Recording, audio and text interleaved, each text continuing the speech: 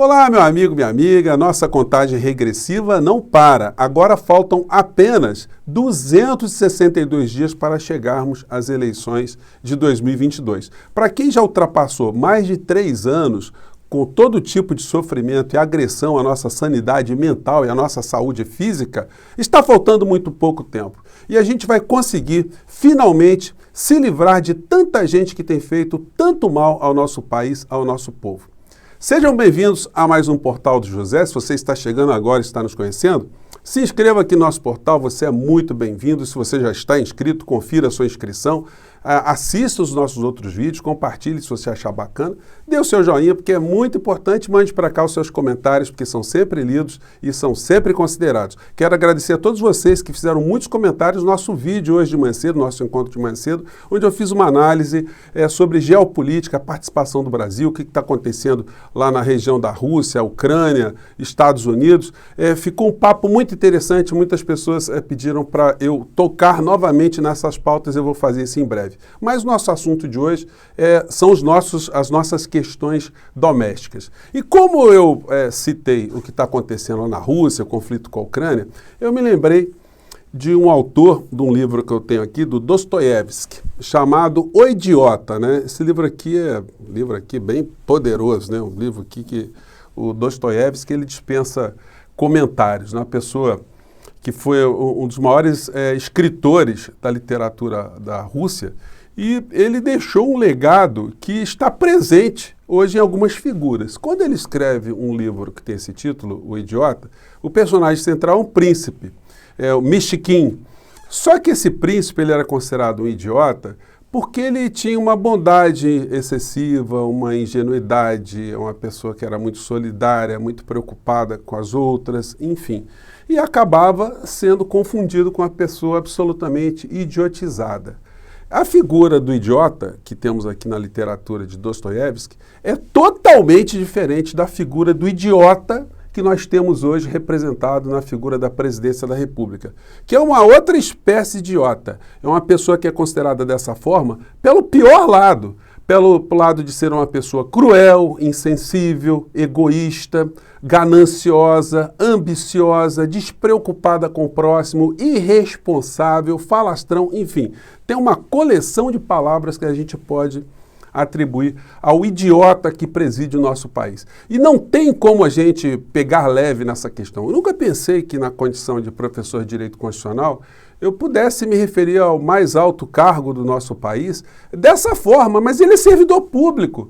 E a crítica aqui não é uma crítica pessoal, a crítica aqui é comportamental de um governante, de um servidor público que tem que se dar o respeito, tem que respeitar o voto que recebeu, tem que respeitar o cargo, tem que respeitar o país. E isso não acontece, infelizmente. É uma pessoa que está idiotizada e levando atrás de si um grupo de pessoas que se espelham nele com o mesmo tipo de comportamento que acaba atingindo o nosso convívio no dia a dia.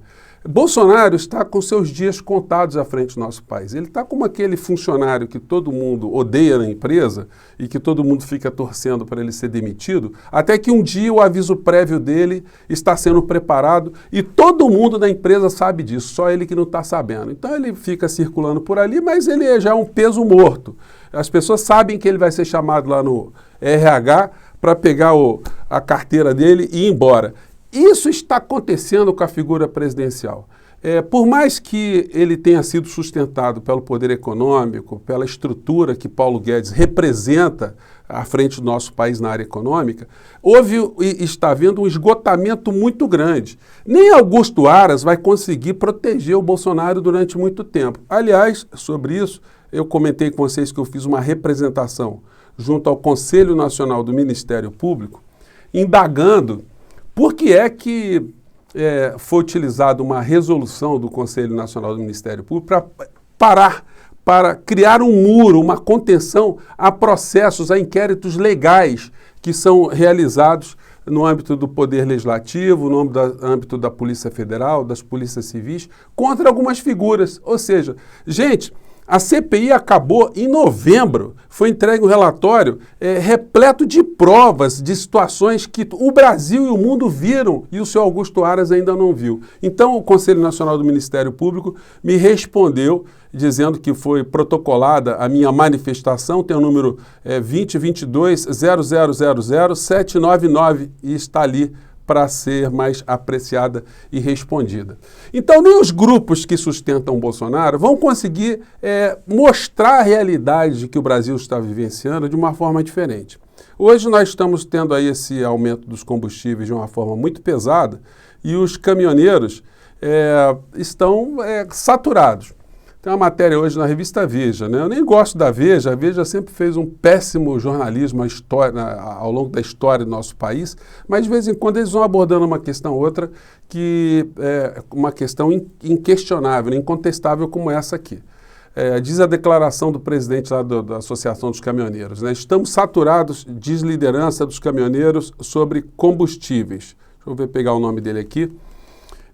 O presidente da Associação Fluminense de Transporte e Carga, Isaac de Oliveira, lamentou a primeira alta de preço nos combustíveis desse ano, anunciada para essa quarta-feira pela Petrobras.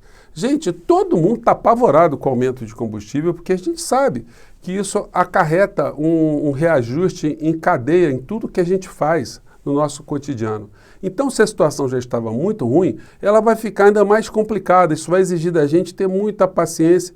E no campo da política, a gente vai ter que usar todas as nossas energias possíveis para informar as pessoas que estão ao nosso redor, que ainda acreditam no Bolsonaro, como elas estão sendo enganadas. Como essas frases, o pensamento que o Bolsonaro coloca todo dia não passa de fantasias para enganar, para iludir as pessoas, para desviar o foco da atenção.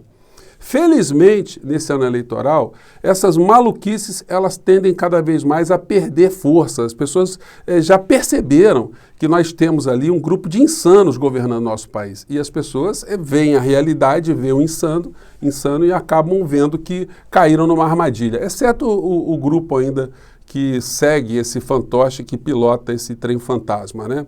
Pois bem, então, hoje, a gente ouviu o presidente da República em mais uma entrevista de manhã cedo, né? Aliás, ele pouco trabalha, como eu tenho mostrado para vocês aqui várias vezes. Ele e outras pessoas no governo passam longe de qualquer tipo de atividade laborativa. Pra vocês terem uma ideia, ele ficou fazendo entrevista de manhã cedo e só às 14h30 ele teve um compromisso com o governador do estado do Rio de Janeiro, Cláudio Castro, às 14h30.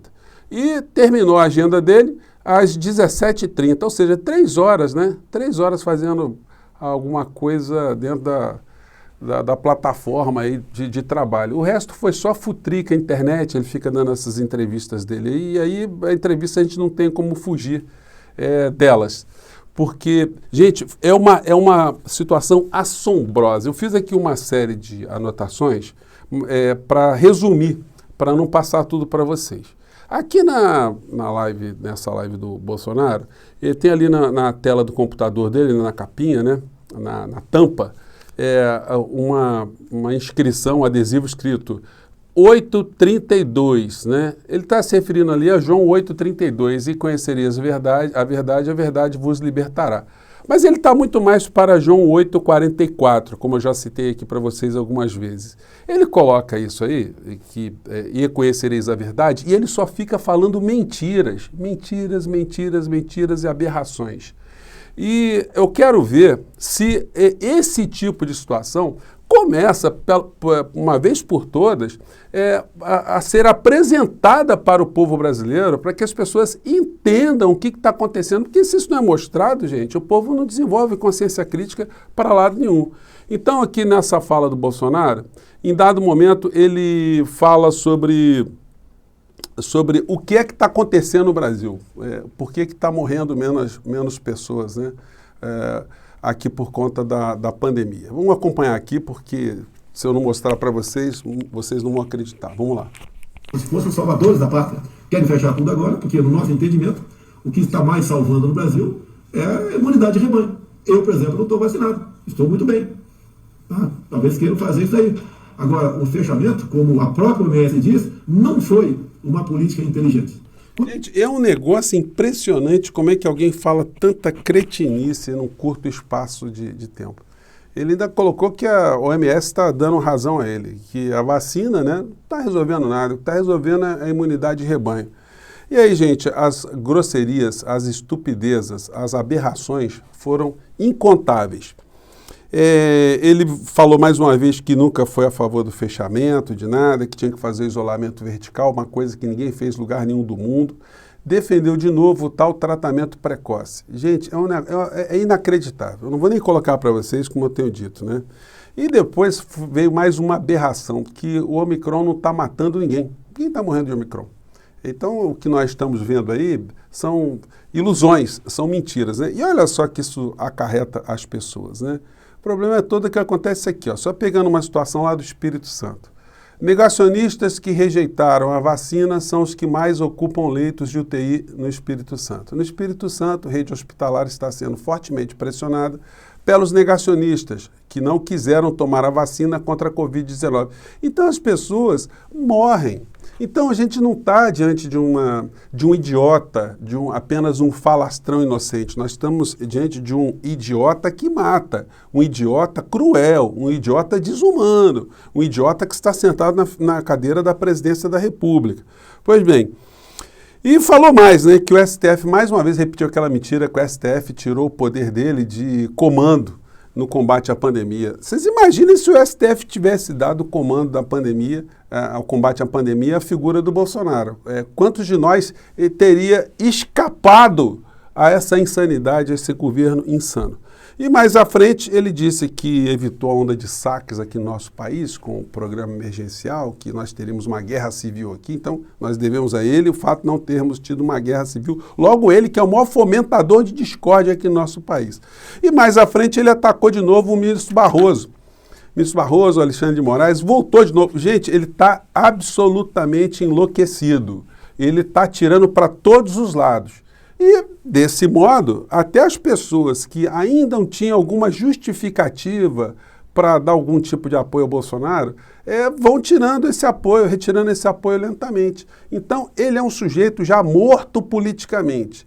E é praticamente impossível que essa situação seja revertida, porque nossa economia está nessa situação muito crítica, ao desgaste político, ao desgaste moral, e ainda, infelizmente, existem alguns grupos que lhes dão apoio, como, por exemplo, as figuras que são os exploradores da fé. Essa figura aqui que está sendo banida do Twitter, o senhor Malafaia, que mandou essa, né? Negacionismo da vacina chega ao infanticídio e registravam fake news. Dizendo que vacinar criança era a prática de um infanticídio, né? Que é quem mata a criança, ou a morte de criança. E esse Twitter dele foi retirado, mas isso é pouco. Tem que retirar também essas criaturas do YouTube, porque na medida que eles vão se pronunciando, as imagens vão sendo replicadas, elas vão sendo recortadas e elas vão sendo jogadas. Gente, esse papo do Bolsonaro hoje, essa entrevista durou mais de 1 hora. E se você pegar trechos, é impressionante a quantidade de crimes que ele comete ali. É como se tivesse uma placa ali, ao invés de estar escrito João 8,32, tinha que estar escrito ali, eu sou criminoso, eu sou um idiota criminoso. Infelizmente, a gente é obrigado a falar nesse tom, porque nós não estamos falando em mortes de formigas, de insetos, ou de amebas, de micróbios, não. Nós estamos falando da morte de seres humanos, que por mais que eles sejam seguidores da figura do presidente da República, eles não merecem morrer por conta disso. Mas é isso que está acontecendo com essas pessoas. E, infelizmente, muitas só despertam para esse mal todo quando eles já estão ali nessa situação absolutamente irreversível na maior parte dos casos, onde eles estão ali quase que condenados à morte. O Brasil está com a economia bastante abalada e a falta nos trabalhos hoje estão muito grandes, justamente porque as pessoas estão muito contaminadas, o que mostra que se não houver nenhum tipo de tratamento, nenhum tipo de combate, nenhum tipo de ciência em relação a isso, não adianta, porque as atividades econômicas elas acabam prejudicadas do mesmo modo. É muito melhor usar a ciência, a inteligência, o bom senso. Então, gente, Nós estamos na reta final e a gente tem que agradecer o fato de termos sobrevivido, e isso vai fazer com que a gente tenha a nossa responsabilidade, a obrigação de usar toda a nossa energia para jogar na lata do lixo essa gente toda que está fazendo tanto mal ao nosso país. Gente, eu fico por aqui. Mais uma vez, se você não assistiu o nosso papo mais cedo, clique, porque tem uns assuntos ali muito interessantes. Eu fico por aqui mais uma vez. Um grande abraço e até o nosso próximo encontro, e a contagem regressiva não para. Até lá, gente. Tchau.